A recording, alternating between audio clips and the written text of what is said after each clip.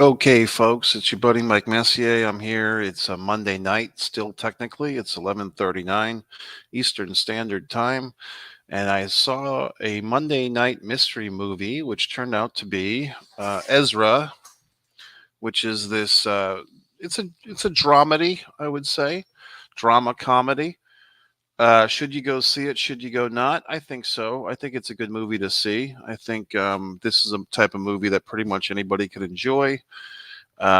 It's not too dramatic. It's not too goofy or whatever else. There's not violence, but it tells a real story. It's not.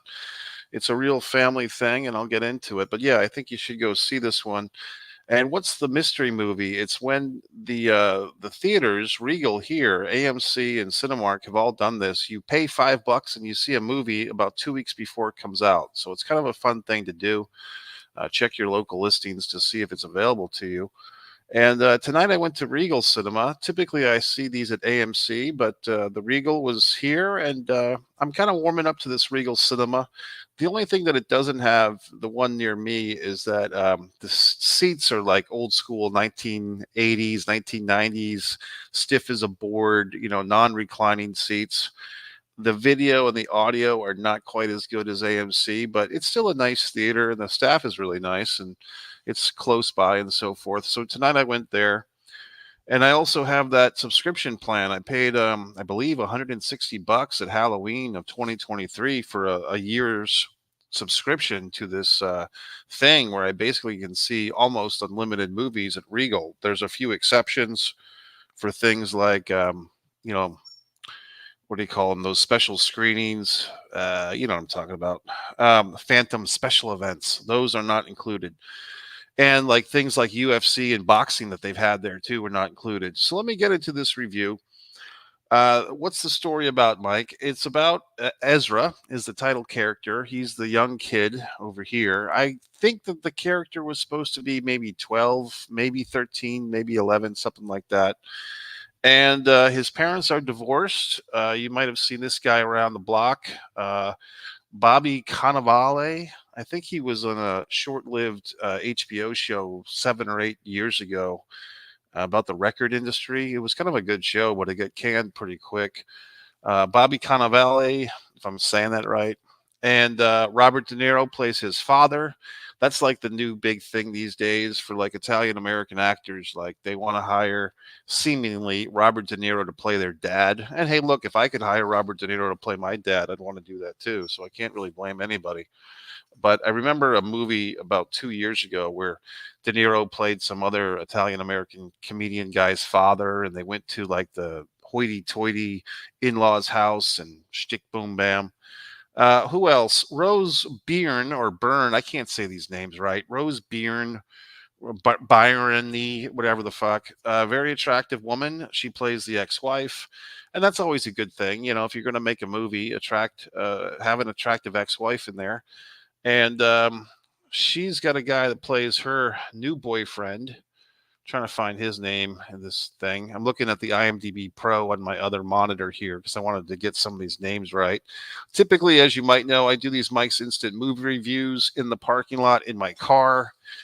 Tonight, I had a situation where I could not do that, and I just figured it might be fun to do this live and see if anyone's out there. If you happen to be watching, you can comment. You might have to go to the actual YouTube channel, One Man in the Camera Films. If you're watching this on Facebook, people say that all the time. They're watching on Facebook, they're watching on Twitter, and they say, gee whiz, Mike, I always comment and you don't reply. Well, that's because you're not going to the YouTube channel and uh, leaving your comment in the proper fashion. Okay. God. So I'm trying to find whoever played the boyfriend guy here, and I'm not having much luck finding his name. But there was, that's another good thing about movies is you hire some guy to play the ex-wife's boyfriend and all that conflict. And actually, when I thought about the movie afterwards, and I guess I'll get into spoilers now, by the way. So if you want to see this movie, you don't want to hear the spoilers, I guess you have to check out now. But come back, go see the movie, and come back and watch the rest of the review, and we can compare notes as if we're friends. So. Uh, I can't find this fucking guy's name. Rainn Wilson from The Office. Always nice to see an Office actor in a movie. that these office people don't get terribly typecast. But Rainn Wilson's had a pretty big career. I mean, I remember him back on the show 6 Feet Under way back when. He plays Nick. The other element of the story I should get into, what's the goddamn movie about? Well, you have this kid. It looks like level 1 autism. And I actually did some research on this real quick because I remember that they used to call something Asperger's syndrome. And then they officially got rid of the term Asperger's syndrome, which I didn't know they did that. And now they call Asperger's syndrome level 1 autism. And the reason is level 1 autism spectrum disorder is what folks used to call Asperger's. Apparently, the person that Asperger was named after, an Austrian pediatrician, Hans Asperger, um, the condition was named after him. Okay, he did not coin the term himself. The term was coined in 1981 by a British psychiatrist, Lorna Wing, and she named Asperger's syndrome after this Austrian pediatrician because he had done some work with 4 kids and kind of like diagnosed them with stuff. He says they were 4 children who were highly intelligent but socially awkward and physically clumsy. And then 40 years later, this lady, Lorna Wing, named what we used to call Asperger's after this guy. But it turns out that Hans Asperger was a real bastard. He was a Nazi, and he collaborated in murdering children with disabilities under the Third Reich. So I did not know this horrible history of Asperger's, but basically the psychiatric community stripped Asperger of the condition that he was named, that the condition was named after him. So, I mean, he was dead by the time that they named this condition in his honor. So he didn't care one way or the other. But I mean, I think that's kind of a good thing. You know what I mean? Like, I think in that situation, you know, you talk about cancel culture or whatever, but this fucking Nazi's been dead, you know, for 80 years. Well, I guess in 2013, so I guess 70 years at that point, or however long he's been dead. And does he really care one way or another if he's got a condition named after him? Not really, because he's dead. And it's not kind of a cool thing to name people with a condition, honoring, in a sense, an individual who killed children. So, you know, fuck them. So anyway, the kid in this movie, and yes, it has a bit of a Rain Man vibe. Okay, if you remember the Tom Cruise movie where Dustin Hoffman played the Rain Man, the brother Raymond, Rain Man, Raymond, with autism. I would say that Rain Man was probably a level 3. I'm just going by this one article. I'm not a psychiatrist, folks. I know I look like one. But basically, the kid in this movie, Ezra, looks like he might be level 1. And I would say that the Dustin Hoffman's Rain Man was level 3. And I guess the divisions here are that autism 1 is like, you know, the person needs some support to get by in life. And level 2 is they need a little bit more support. And then level 3 is, so the real thing here is level 1 ASD, requiring support. Level 2, requiring substantial support. Level 3, requiring very substantial support. Now, I would say, in my opinion, the kid in this movie, because he's pretty well articulate kid, and he actually has like some funny lines, and he's got, you know, a personality, and I like the kid. I mean, the character is a cool kid. So it seems to me that the character of Ezra would be a level 1 ASD, which formerly was the Asperger's syndrome. Okay, but not anymore, because Asperger is a son of a bitch. So he looks to me like he's somewhere between level 1 and level 2. But the other thing is, he's like a 12 or 13-year-old kid. So any kid at 12 or 13 requires support. You know what I mean? And he's also a child of divorce. His parents are squabbling. He's got this, you know, his hot mom's dating this guy, this prick. And his father's a comedian with aggressive anger disorder. And that's another thing that we get into in this movie, is that the father character has all these anger issues. And his father's character, played by De Niro, he's got anger issues. So all these men have these anger issues. So this movie is multi-layered, you know, and it comes in at 100 minutes. I mean, I think they could have. A lot of times, I'm happy when a movie is over because I just want to like get on with my life. But in this scenario, I felt like we could have gone another 10 or 20 minutes. They do have a couple of little scenes after the end credits, but basically, what's this story about? It's about a father and a son. A father who has a son with a disability. The father kind of has his own disabilities. He's got rage. And when he's able to put that rage to good use, he puts it into his stand up comedy routine. Whoopi Goldberg, by the way, plays a comedy agent, I guess you'd say, like a comedy manager who's trying to get this guy on the Jimmy Kimmel show. That's a whole other part of the story. In case you've seen the previews or whatever, I guess the plot line basically, it's kind of complicated, but the kid, Ezra, is like lashing out at school, and he gets into a kind of a bad situation, and the school wants to give the kid Ritalin.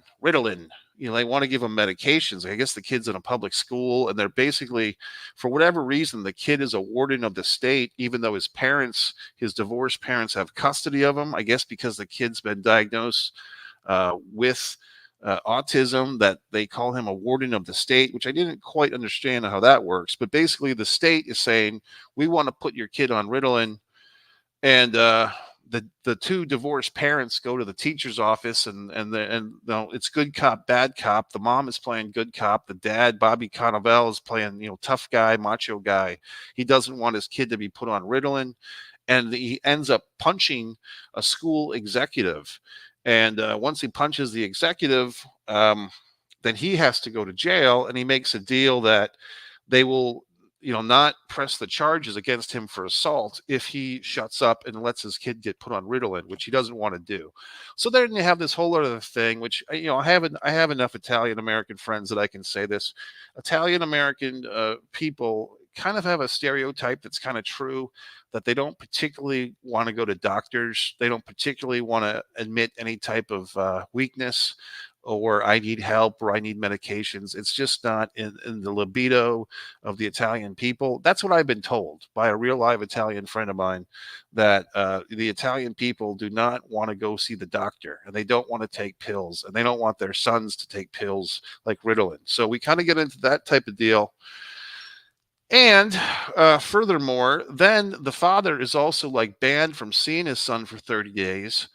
And then they take the kid, Ezra, to the school, and they get him jacked up on Ritalin. I should have mentioned earlier that there's a car accident that happens before this. And the reason the car accident happens is because Ezra hears his mother's boyfriend jokingly say that he's going to kill Ezra's father. Like, when people are in a couple and there's like an ex-spouse involved, and they're just joking around, and like the new boyfriend jokingly says he's going to have Ezra's father whacked, and it's a joke, you know what I mean? And we as adults get the humor, you know what I mean? But the poor little Ezra thinks that his father is really in trouble. He thinks that this, mommy's boyfriend's going to kill my dad.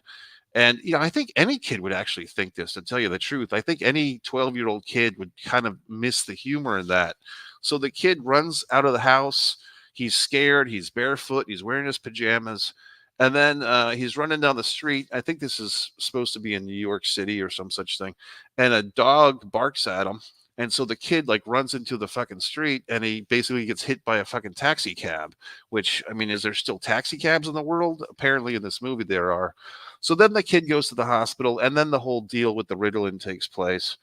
So now we catch up. The kid, Ezra, is going to, he's taking the Ritalin. He's at the school with the Ritalin. His father is kind of, sneaking around. At least the father cares.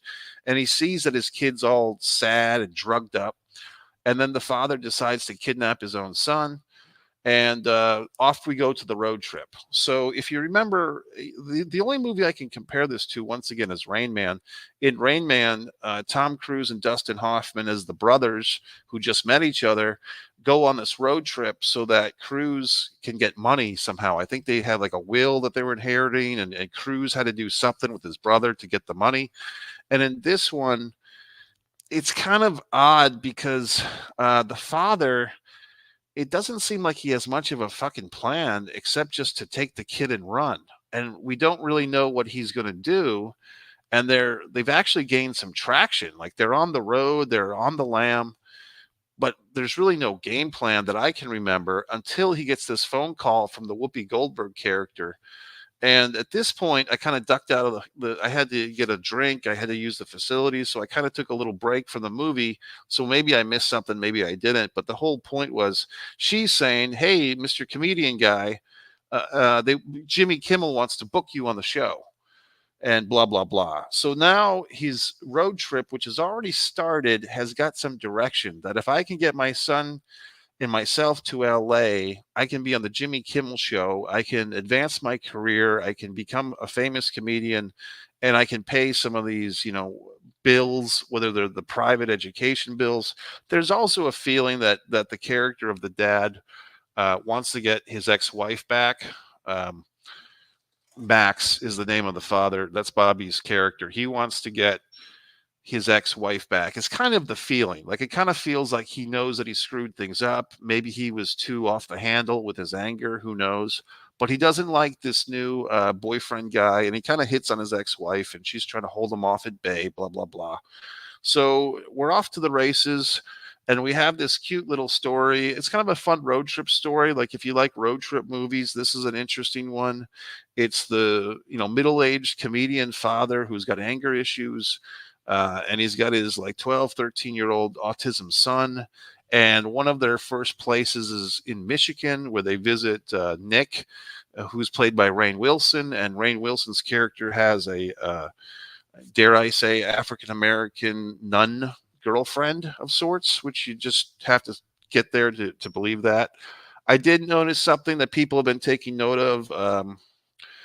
Uh, Not Chris Rock, Dave Chappelle and others have been noticing this trend in television commercials. Like every single television commercial, it's interracial couples. Well, in this movie, it's like back to back. Like you have the Rainn Wilson, and he's got like the African American nun pseudo girlfriend, and then the very next scene, we're in a stand up comedy club, and it's a once again it's a interracial.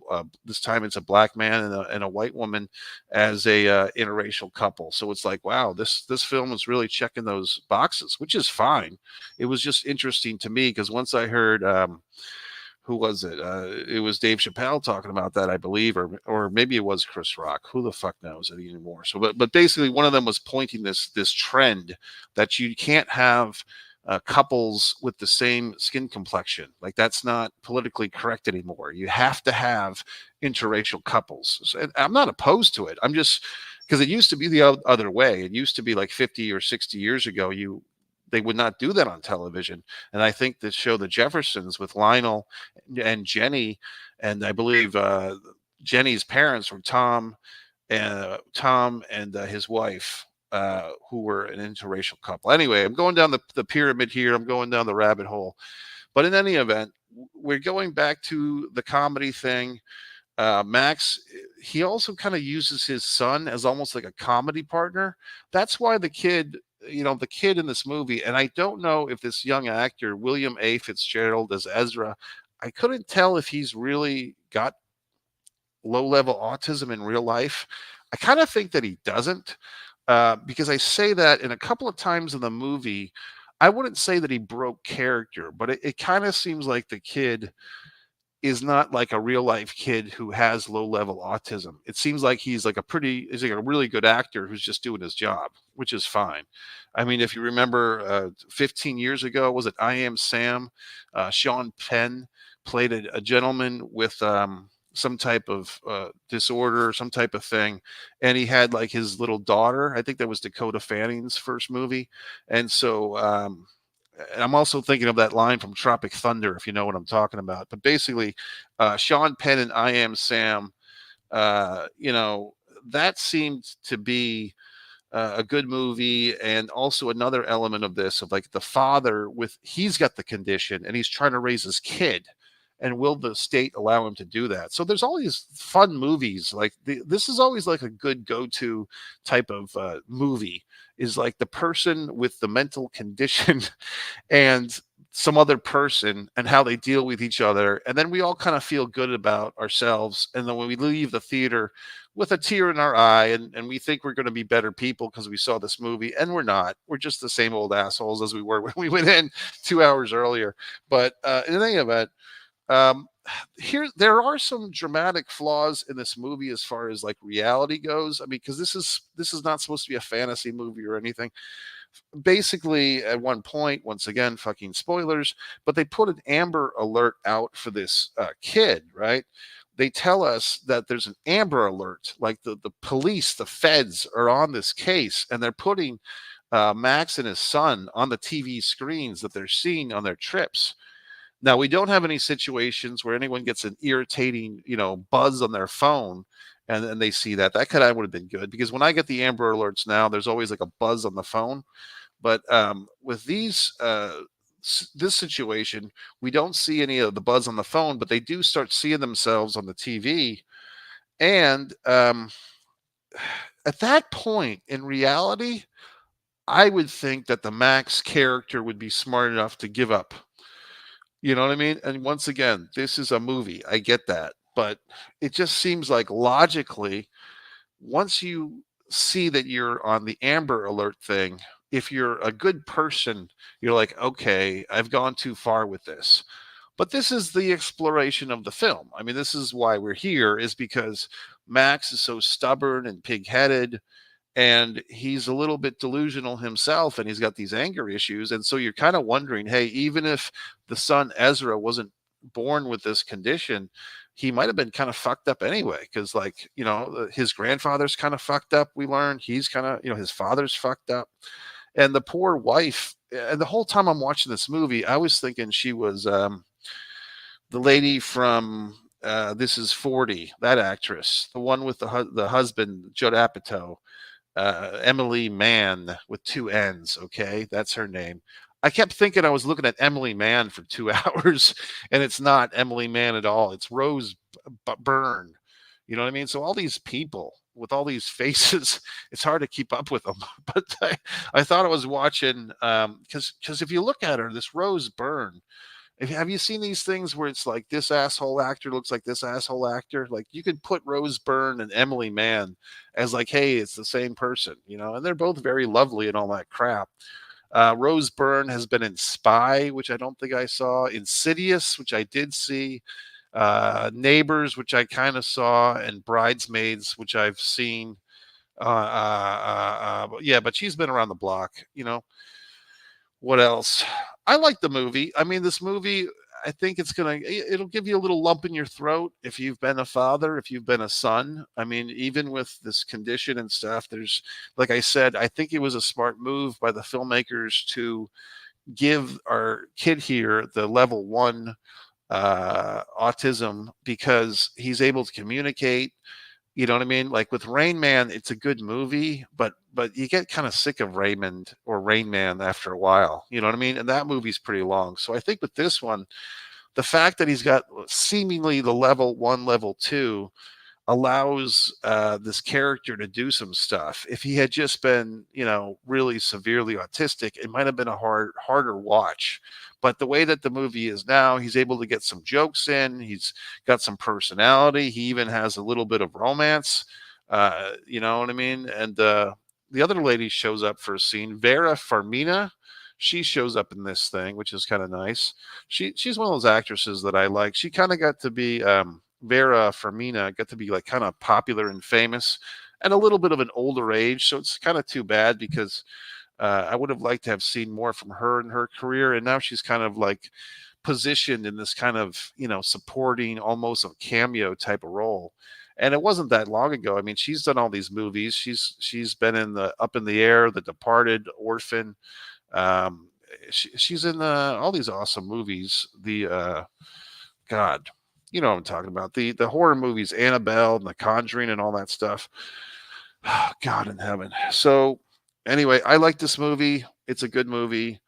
I would say go see it. I'd say if you have your Monday nights available and open, this $5 thing, it's open to anybody, like wherever you are. If there's an AMC, a Regency, or a Cinemark theater in your neighborhood, check to see if they're doing the Monday mystery movie thing. And you might be saying, well, what movie am I going to see? You don't know. That's the whole point. It's a mystery. So you pay your $5. I use the app, but you don't have to have the app or the subscription. You just go, you pay the $5 and then they give you some surprising movie, like some movie that you're advanced. It's advanced. You've seen it before everybody else. And that's why we're here. So, I mean, this movie, by the time it comes out to the general public, I think it's May 27th. But I've already seen it. I can mark that off my list of things to do. And that's about it, folks. So I appreciate you being here. I'm kind of in a good mood tonight. I mean, I will be going to I've got a short film of my own that's playing at the Fort Myers Film Festival. Fort Myers, I don't know if it's the Fort Myers International Film Festival or just the Fort Myers Film Festival in Fort Myers, Florida. I'll be going there on Thursday. My movie will be playing, but you can see it right now in the comfort of your own home or on your own phone for free, or you can project it on your TV. Many Keys, The Heartbreak Monologue. It's over there on One Man and a Camera Films. I don't need to provide a link. You can just go to One Man and a Camera Films, the number one, space man, space and space a space camera, space films. I was trying to tell somebody that a few days ago, and they kept trying to put all the words together. No, it's separate words. Okay. So the first one's a number, it's one, and then Man in a Camera Films, and just watch Many Keys, The Heartbreak Monologue, and you can tell me how great it is. And you're wondering, well, gee whiz, Mike, how'd you make that movie? It's extracted from my A Distance from Avalon, When the Dying and the Dead Reunite, this book that I wrote, okay, which you can purchase on Amazon and all these wonderful things. And that's it, folks. So it's your buddy Mike Messier. I'm checking out. It's interesting. I've been watching. I'm watching you watch me. There's a pretty good viewership count here for this Mike's Instant Movie Review, but nobody cared to comment. And I know what's going to happen. I'm going to go to Facebook. I'm going to go to Twitter, and there's going to be all these goddamn comments, and people are going to say, Mike, you're not responding to me, because you have to go to the actual YouTube video and chat in the chat. That's how it works, typically. In any event, folks, thanks for watching. Go see this movie when it comes out. I think it's good. I enjoyed it. And to whoever the hell created this thing, let me look at these names. Tony something or other. Two Tonys. Tony Goldwyn was the director. The writer was Tony Spiridakis. A lot of hard names to pronounce tonight.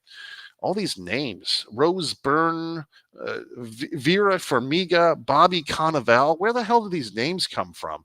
Rainn Wilson with two N's. William A. Fitzgerald. I mean, that's a very mature name for like a 12-year-old kid.